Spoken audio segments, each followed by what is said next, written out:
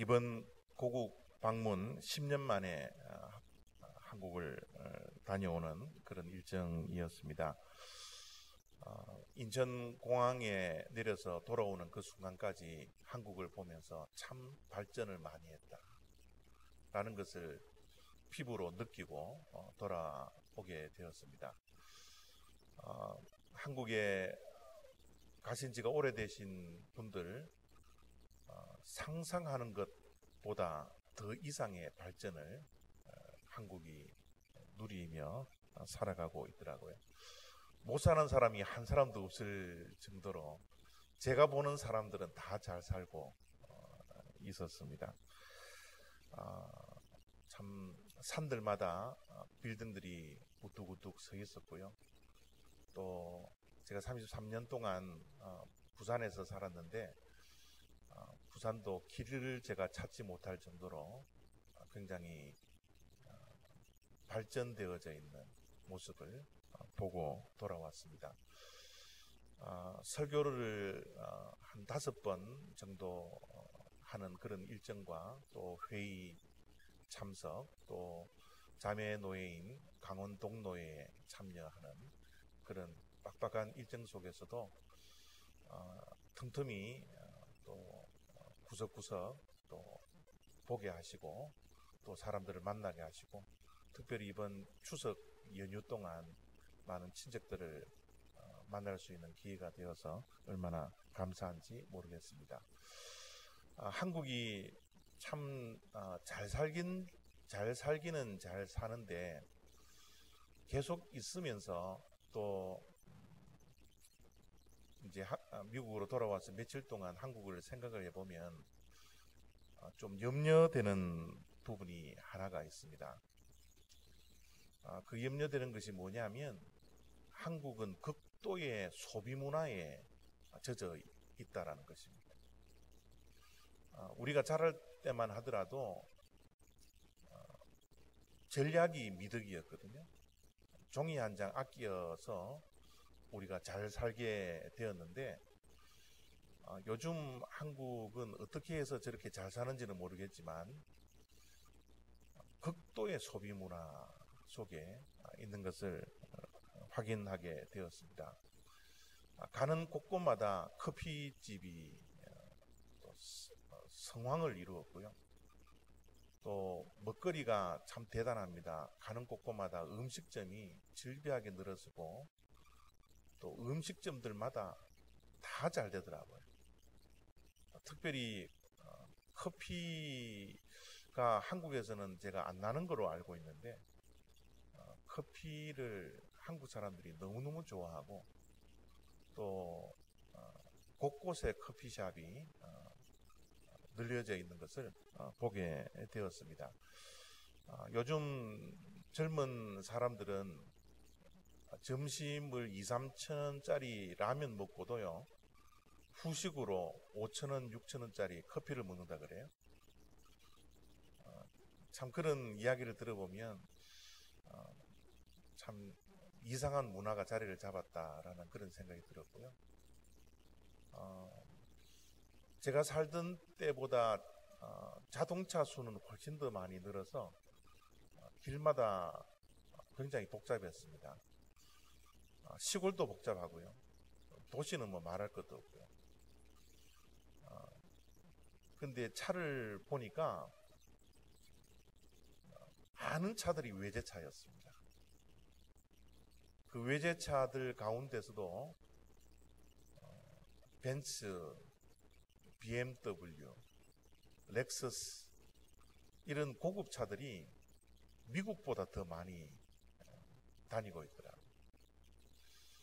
뭐를 해서 저렇게 돈을 많이 버는지는 모르겠지만 한국은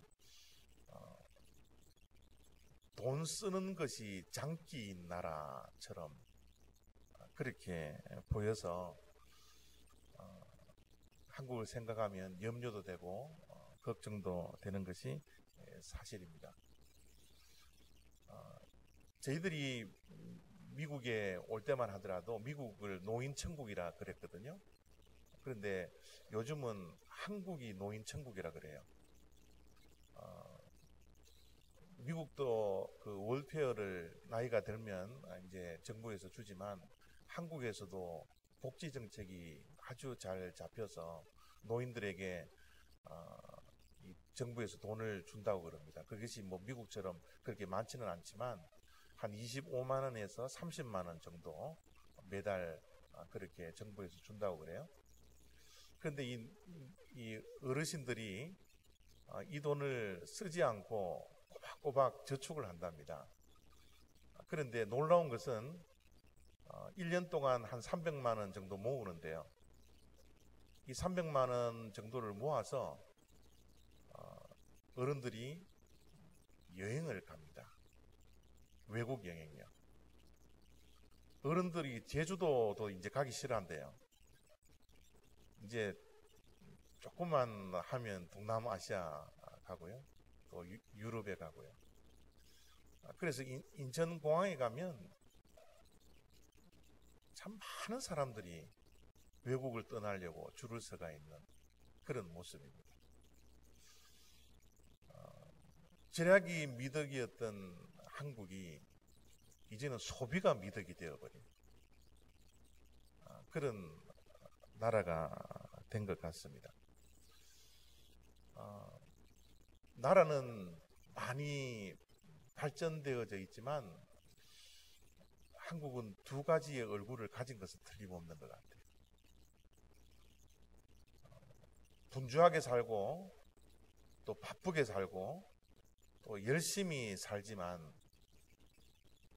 방향을 잃어버린 나라처럼 허우적거리는 모습들이 제 눈에 들어오더라고요. 음식점에 가면 놀라운 것은 음식을 드시는 분들마다 소주병을 앞에 두고 먹는다라는 거예요. 아침, 점심, 저녁 구별이 안 됩니다. 아침부터 음식을 먹으면서 반주를 하는 그런 술 문화, 그런 모습을 보면서 이 제정신의 나라가 아니겠구나. 술에 취해서 살아가는 나라구나. 물론 한 달 남짓 머물렀기 때문에 전체를 다 보지는 못할 것 같지만 단편적인 것만 보았지만 제가 한 달 동안 있는 동안 한국의 인상이 그렇습니다. 제정신이 아닌 나라다. 굉장히 발전하고 부자인 것은 틀림없지만 방향을 잃어버린 폭주차처럼 그냥 앞만 보고 달려가는 그런 나라이지 않을까라는 그런 생각을 하게 되었습니다. 인천공항에 내리니까 참 놀라운 것은 외형은 많이 발전했죠. 많이 발전했는데 저희 후각을 자극하는 게 있었습니다. 냄새가 나더라고요. 며칠 지나고서 그 냄새가 무엇일까 곰곰이 생각하고 또 집사람하고 여러 가지 이야기를 하면서 그 냄새는 다름 아닌 하수구 냄새라는 것을 알게 되었습니다. 어렸을 때 맡았던 냄새죠. 한국은 비가 많이 오기 때문에 배수구를 곳곳에 이렇게 뚫어 놓았잖아요. 거기에 흘러가는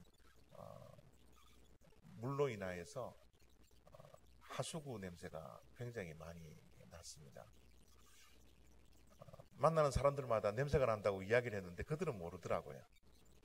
그게 무슨 냄새인지. 한 25일, 20일 정도 있으니까 저에게도 냄새가 나지 않았습니다. 그냥 그렇게 묻혀서 사는 거예요. 나라는 엄청나게 발전되어져 있지만 방향을 잃어버린 그런 나라, 또 하수구 냄새가 전국을 뒤엎는 그런 나라, 전쟁의 위협 속에서도 전쟁이 일어나지 않을 것이라고 믿고 있는 나라, 이런 두 가지의 얼굴을 보면서 지금도 마음에 조국에 대한 걱정과 염려가 자리 잡고 있습니다. 특별히 이번 방문은 교회들을 많이 방문하게 되었는데요.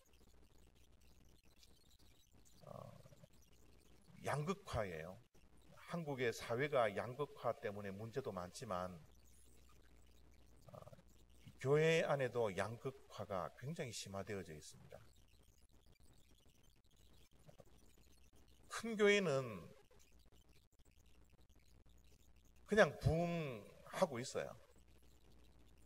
사람들이 얼마나 많이 모여드는지, 제가 처음에 수영로 교회에서 예배를 드렸는데 수영로 교회가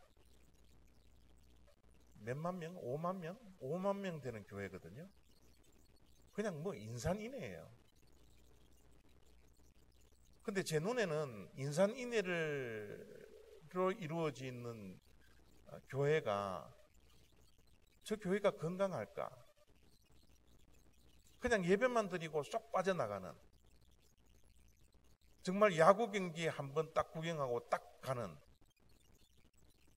그런 사람들의 모습들이 얼마나 많은지 몰라요. 그러나 교회에 막 사람들이 몰려드는 거예요. 그 반면에 작은 교회는 더 작아집니다. 작은 교회, 개척하는 교회는 이제 성도님들이 봉사하고 섬기려고 하지 않고 그냥 예배만 드리려고 하는 그런 교회 생활을 하기 때문에 작은 교회는 더 작아집니다. 깜짝 놀란 것은 한국 교회의 자랑이었던 주일학교가 70%가 없어졌습니다. 교회에 10개 교회가 있으면 7개 교회가 주일학교 문을 닫아버렸어요. 한국 교회에 미래가 없습니다. 부흥하는 것 같지만, 발전되어져 있는 나라 같지만 그 속을 들여다보면 염려할 수밖에 없고 걱정할 수밖에 없는 두 얼굴을 가진 나라. 그 나라가 우리가 태어난 한국, 대한민국이었습니다. 한 나라가 두 얼굴을 가진 것처럼 우리 사람들에게도 두 종류의 사람이 있습니다. 내 안에 나 혼자만 존재하는 것이 아니라 심리학에서는 내 안에 성인 아이가 존재한다라고 이야기를 합니다.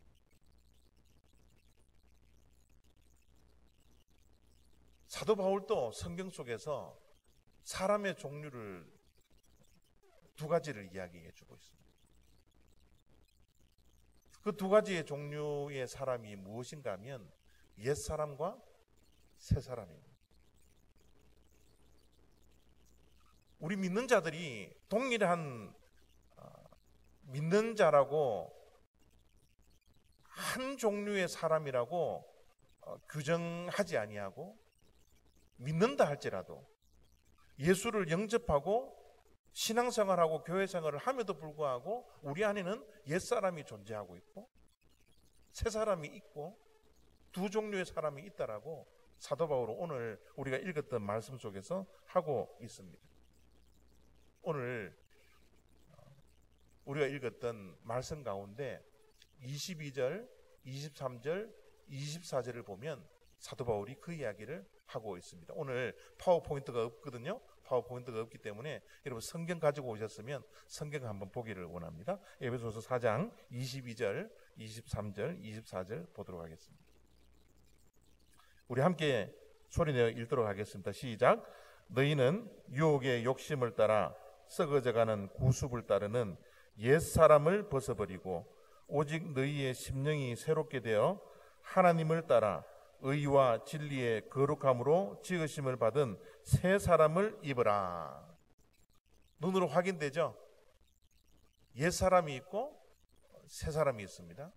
옛 사람을 버리고 새 사람을 입으라. 그렇게 사도 바울은 말씀을 하고 있습니다. 오늘 경건의 삶이라는 주제를 가지고서 6번째 마지막 주일 설교를 합니다. 어떻게 보면 경건의 삶의 결론이라고 말씀을 드릴 수가 있습니다. 경건의 삶 결론, 한마디로 요약하면요, 우리는 옛사람을 버리고 새사람을 입어야 된다는 거예요. 그것이 경건의 삶의 결론입니다. 그러면 우리가 옛사람을 버려야 되는데 옛사람의 모습은 어떤 것을 가지고 옛사람이라 그럴까? 이 옛사람의 모습은 신앙생활을 하고 교회생활하는 연수가 오래되었더라도 나에게 존재하고 있지는 않을까?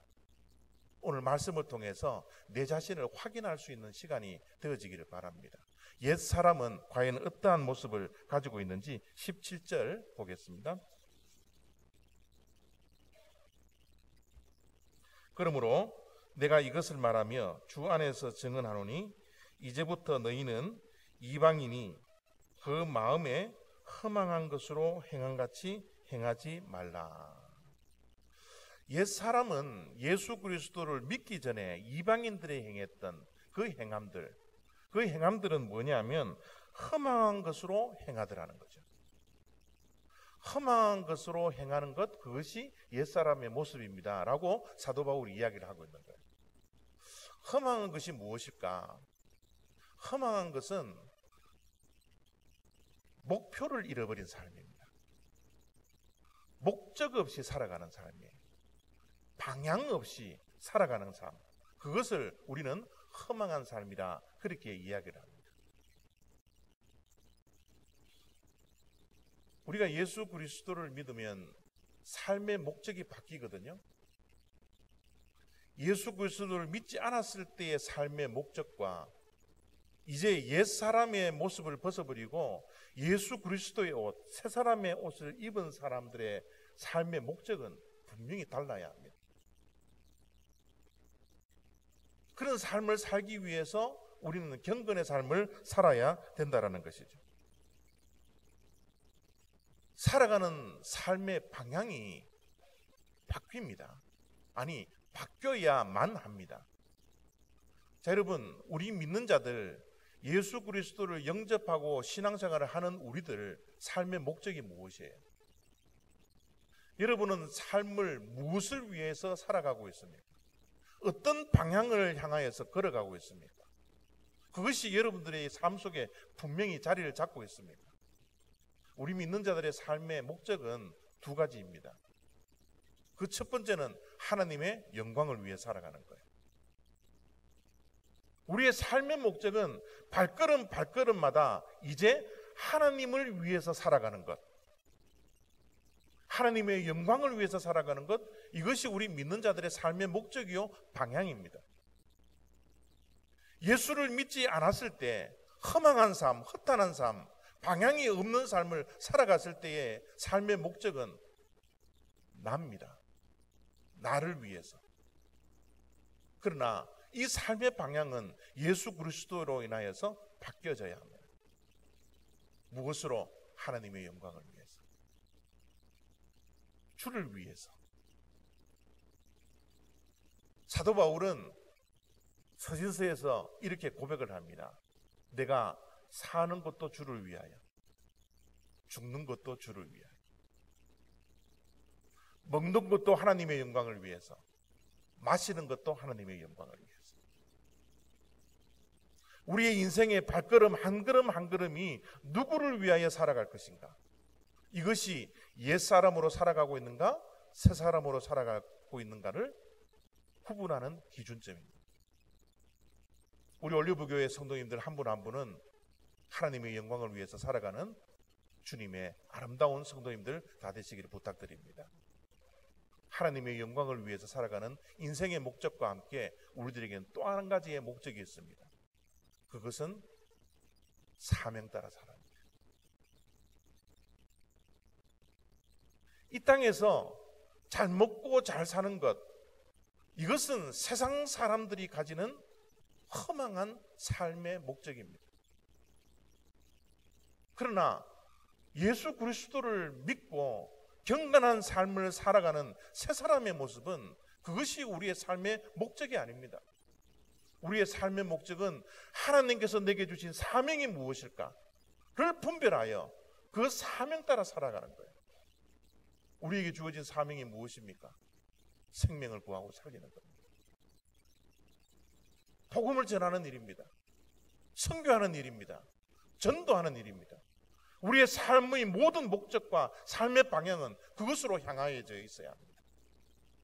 그것이 새 사람을 입은 사람의 삶의 모습입니다.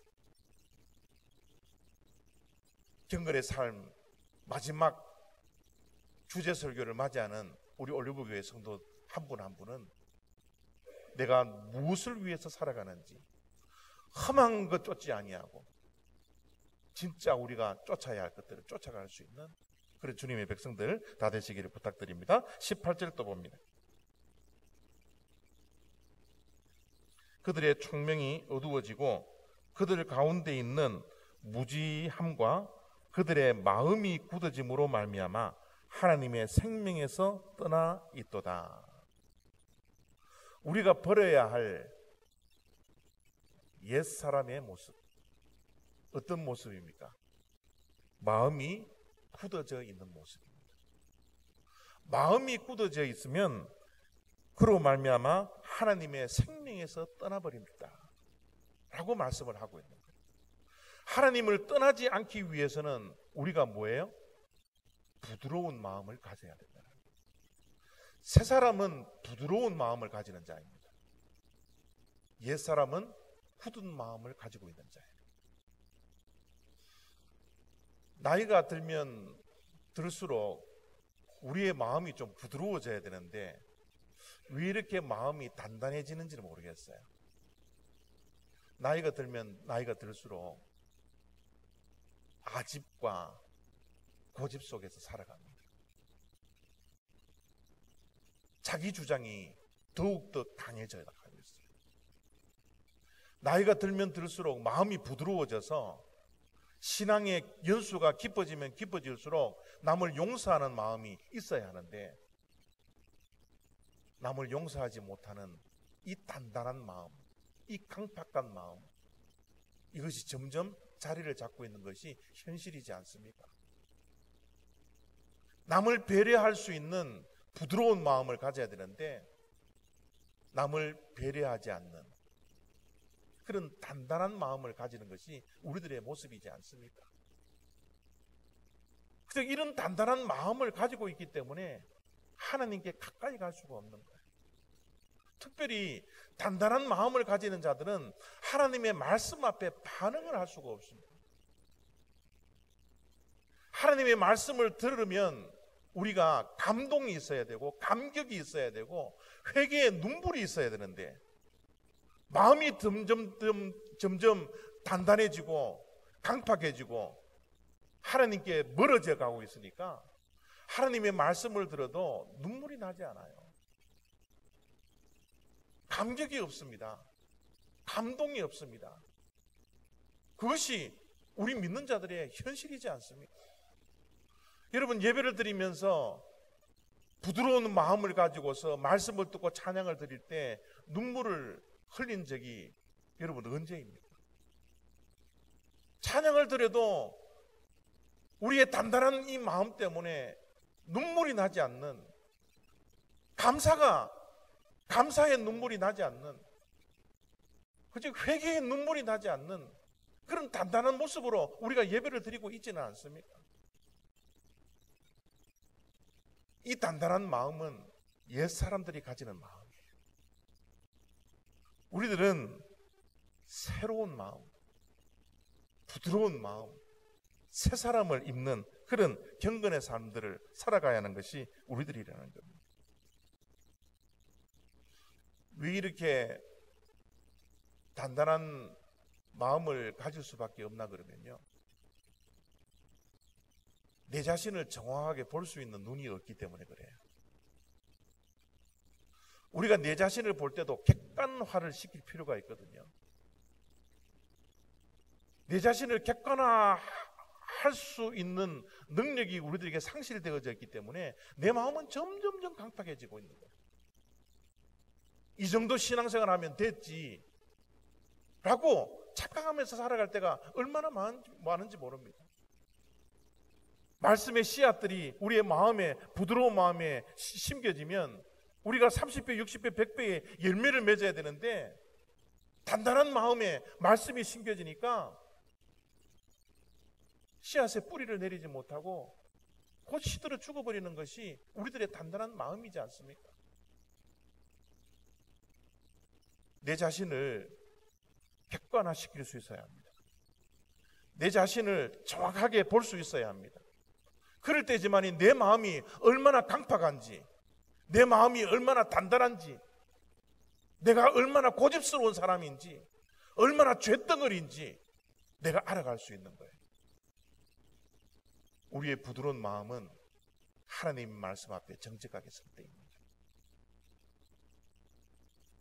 진리 대신 하나님의 말씀 앞에 우리가 바로 서서 내 자신을 비추어 하나님의 말씀을 볼 때 내 자신의 죄악이 드러나고 나를 죄악 가운데서도 사랑하시는 그 하나님의 은혜와 사랑과 인자하심을 경험할 수 있는 거예요. 때로는 넘어지고 쓰러지고 실수하고 형편없는 삶들을 살아간다 할지라도 진리의 말씀 앞에 내 자신을 비추어 보기 시작하면 하나님의 은혜가 얼마나 큰지, 하나님께서 나를 얼마나 사랑하시는지, 내가 증인의 역할을 감당하지 못하고 내가 전도의 사명을 감당하지 못하는 자랄지라도 주님께서는 끊임없이 우리를 붙들고 주님의 품 안에 품어주신다라는 그 사랑을 깨달을 때 우리의 눈물이 주럭주럭 나는 눈물이 흘러내려오지 않습니까? 말씀 앞에 서야 합니다. 진리 앞에 서야 합니다. 그 진리 앞에 서는 자가 새 사람을 입는 자예요. 내 자신을 정확하게 볼 수 있는 자가 새 사람을 입는 경건의 삶을 살아가는 자라는 사실입니다. 우리가 옛사람을 벗어버려야 되는데 옛사람의 모습은 또 19절 속에서 이렇게 증거하고 있습니다. 19절입니다. 그들이 감각 없는 자가 되어 자신을 방탕에 방임하여 모든 더러운 것을 욕심으로 행하되. 감각 없는 자가 되어. 옛사람은 감각이 없는 자입니다. 육신의 감각은 살아있다 할지라도 영적인 감각이 죽어있는 자들입니다. 육신의 감각이 있는 것처럼 우리의 영에도 감각이 있습니다. 영적인 감각은 죄가 무엇인지를 분별할 수 있는 사람들이에요. 하나님이 무엇을 기뻐하시고 무엇을 싫어하시는 것을 분별하면서 살아가는 자입니다. 선과 악을 분별할 수 있는 자예요. 무엇이 진리이고 무엇이 비진리인 것을 분별할 수 있는 영적인 감각이 있는 사람들입니다. 그것이 새 사람입니다. 옛 사람들은 이것이 분별이 안 됩니다. 감각이 없어졌기 때문에 그래요. 감각이 무뎌졌기 때문에 그래요. 한국에 가보니까 너무너무 놀라워요. 감각이 사라진 거예요. 지금 한국을 제외한 모든 나라에서는 전쟁의 염려 속에서 살아가는데 한국은 천하태평입니다.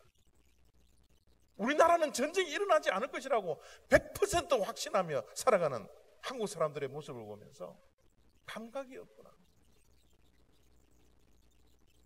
그렇게 온 전국에서 하수구 냄새가 나는데 하수구 냄새를 맡을 수 없는 그런 감각이 무뎌져 있는 나라. 열심히는 살아가고 있지만 방향 없이 살아가고 목적 없이 살아가는 그 열심, 감각이 사라져버렸어요.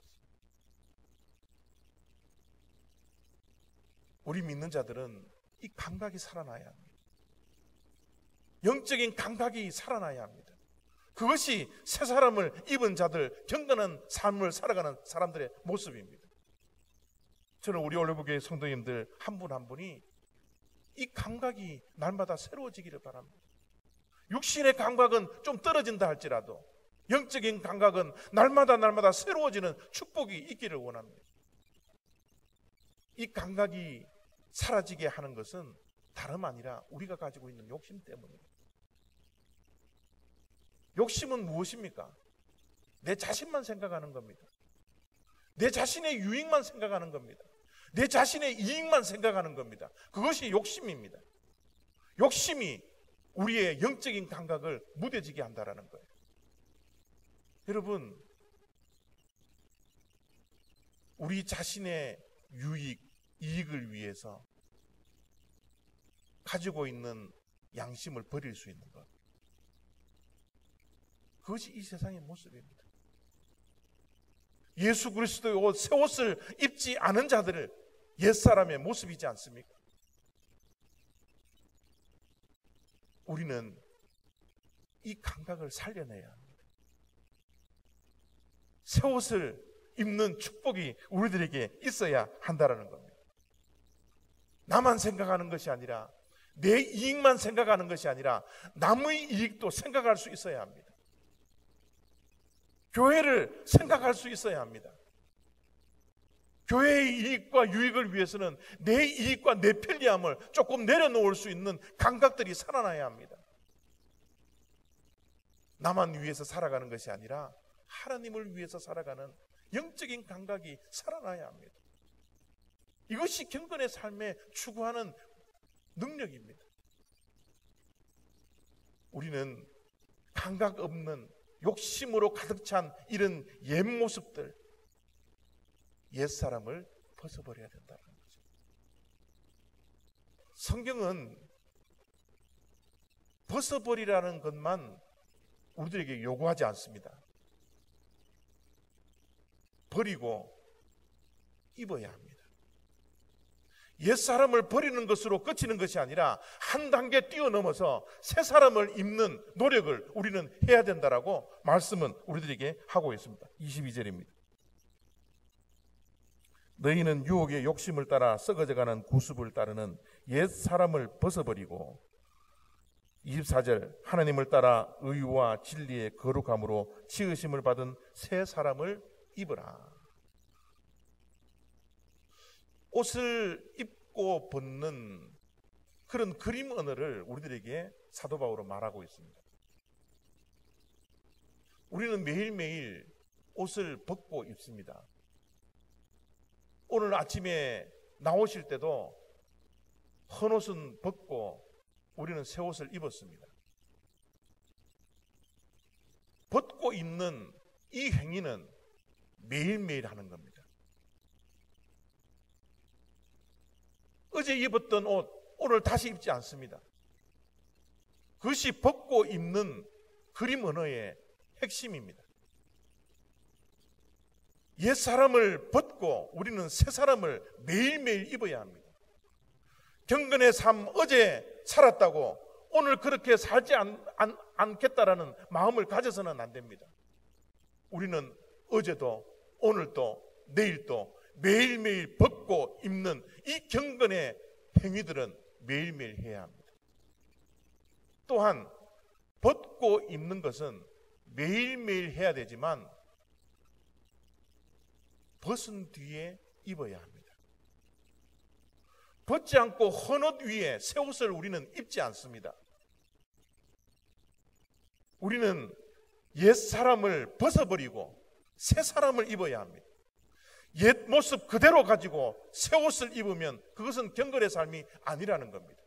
새 사람이 되지 못합니다. 우리는 옛 사람을 벗고 그 위에 새 사람을 입어야 된다. 어떤 것을 벗고 어떤 것을 입어야 되느냐? 22절 또 다시 봅니다. 너희는 유혹의 욕심을 따라 썩어져가는 구습을 따르는 옛사람을 벗어버리고, 구습을 벗어버리라는 거죠. 예수 믿기 전에 우리가 가지고 있는 습관들이 있습니다. 옛사람의 습관들이 여전히 남아있고서는 새 사람을 입지 못합니다. 옛 구습, 이것을 벗어내야 합니다. 그리고 새 사람을 입어야 합니다. 습관이라는 것은 우리 몸에 붙어 있는 겁니다. 오랫동안 가지고 있었던 그 습관들은 우리의 몸에 붙어져 있습니다. 붙어 있기 때문에 편리합니다. 붙어 있기 때문에 내 것이라고 생각합니다. 그러나 예수 믿기 전의 구습은 우리가 벗어내야 합니다. 때로는 편리한 것을 없애기 때문에 불편함이 온다 할지라도 이것은 생명을 걸고 벗어내야 합니다. 예수 믿기 전에 가지고 있던 수많은 구습들을 벗지 않고서는 새 사람을 입을 수가 없습니다. 우리 몸에 좋지 못한 것, 하나님의 영광을 위해서 살아가지 못하는 그 수많은 구습들, 우리는 벗어낼 때 경건의 삶, 새 사람을 입을 수 있는 것. 우리 사랑하는 올리브교회 성도님들 한 분 한 분 구습을 벗어버릴 수 있는 용기가 저와 여러분들에게 있기를 원합니다. 여러분, 옛날의 습관을 벗어버리고 벗어버리는데 그치지 아니하고 새 습관이 우리들에게 자리 잡아야 합니다. 새 습관이 자리 잡기 위해서는 구습관보다 더 좋은 것이 있어야만 합니다. 더 좋은 것이 있을 때 우리는 새로운 습관이 자리 잡을 수 있습니다. 제가 예수를 잘 믿기 전에는 TV를 엄청나게 봤습니다. 제가 눈이 나빠지게 된 것도 유전이 아니라 TV를 많이 보았기 때문이라고 생각이 듭니다. 그런데 예수를 잘 믿기 시작하고 성경을 보기 시작하니까 TV보다 더 재미있습니다. 드라마보다, 영화보다 하나님의 말씀을 보는 것이 얼마나 재미있는지 몰라요. 내 몸에 붙어있던 드라마 보는 것, 영화 보는 것, TV 보는 것, 그 구습을 벗어버렸습니다. 하나님의 말씀, 더 좋은 것, 내 몸에 붙어버렸습니다. 이것이 새로운 습관입니다. 사람들에게 이야기하고 사람들 앞에서 수근수근 되는 것, 얼마나 좋은 습관이, 얼마나 재밌는 일인지 몰랐습니다. 그러나 사람들에게 이야기하는 습관이 하나님 앞에서 무릎 꿇고 기도하는 습관으로 바뀌어져 버렸습니다. 하나님한테 이야기하는 것이 사람들 앞에서 이야기하는 것보다 훨씬 좋았습니다. 그것을 아니까, 그것을 경험하니까 사람들 앞에서 이야기하지 않습니다. 하나님 앞에서 눈물을 흘립니다. 그것이 좋은 습관입니다. 그것이 새 사람을 가지는 새로운 습관입니다. 옛 습관 벗어버리고 새 습관을 가져야 합니다. 새 습관을 다 가질 수 있는 저와 여러분 다 되시기를 부탁드립니다. 23절 마지막으로 한 가지 더 보겠습니다. 오직 너희의 심령이 새롭게 되어 하나님을 따라 의와 진리의 거룩함으로 지으심을 받은 새 사람을 입으라. 심령이 새롭게 되어야 새 사람을 입을 수 있습니다. 우리의 내면의 변화가 있어야 합니다. 우리의 외형의 변화도 중요하지만 내면의 변화가 훨씬 더 중요합니다. 내면의 심령이 새롭게 되어야 합니다. 여러분, 이 세상은 방향도 없이 험한 것을 추구하며 비진리가 진리가 되어져 있는 세상으로 돌진해 나가고 있습니다. 여러분, 우리가 세상을 변화시킬 수 있어요. 이렇게 비진리를 향해서 달려가고 있는 이 세상을 우리가 어떻게 변화시킬 수 있습니까? 변화시킬 수 없습니다. 그런 능력이 저와 여러분들에게는 없습니다. 이 세상을 휘어잡고 있는 사단의 권세, 그 권세가 중하다고 해서 여러분, 우리가 사단을 죽일 수 있습니까? 우리는 사단을 죽일 수 있는 능력이 없습니다. 사단의 쫄개인 귀신조차 우리는 한 마리도 죽일 수가 없어요. 그런 능력을 우리들에게 가지고 있지 않습니다. 여러분, 이 세상도 변화시키지 못하고 악한 영도 우리가 죽일 수 없다면 우리가 할 수 있는 일이 뭐예요? 내 자신을 변화시키는 겁니다. 내 자신을 변화시키는 것이 훨씬 더 쉽습니다. 세상을 변화시키는 것보다, 악한 영을 죽이는 것보다 내 자신을 변화시키는 것이 훨씬 쉽다니까요. 내 자신을 변화하기 위해서는 내 심령이 변화되어야 합니다. 내 생각이 변화되어야 합니다. 내 마음이 변화되어야 합니다. 내 내면이 변화되어져야 합니다. 그럴 때 세상이 바뀌어지는 거예요. 그래야 이웃이 바뀌어지는 겁니다. 내가 바뀌지 않기 때문에 세상도 여전히 있고 옆에 사람도 그대로 있는 겁니다. 새 사람을 입는 자들은 내 자신을 변화시키는 자, 내 심령을 변화시키는 자, 그것이 경건한 삶, 새 사람을 입는 삶의 모습이라는 겁니다. 우리의 시선이 어디에 집중되어져 있습니까? 우리는 무엇을 보면서 살아가고 있습니까? 세상을 바라보면 세상이 좋아 보이지만 하나님을 보기 시작하면 하나님이 더 좋아 보입니다. 우리의 눈에는 세상이 있는 것이 아니라 하나님만 바라볼 수 있는 그런 시선이 있기를 원합니다. 사도 바울이 갈라디아서 2장 20절에 이렇게 고백을 하는 것을 우리가 잘 암송하고 있지 않습니까? 내가 그리스도와 함께 십자가에 못 박혔나니 이제 내가 사는 것이 내가 아니라 내 안에 있는 그리스도께서 사시는 것이라. 내 안에 있는 그리스도께서 살아갈 수 있도록 내 자신을 죽이시기 바랍니다. 나에게 시선이 집중되어져 있는 것이 아니라 내 안에 사신 예수 그리스도에게 집중하시기를 바랍니다. 그것이 경건의 삶입니다. 그것이 우리가 이 땅에서 살아가야 할 인생의 방향입니다. 이런 삶에 승리할 수 있는 저와 여러분 다 되시기를 부탁드립니다. 기도하겠습니다.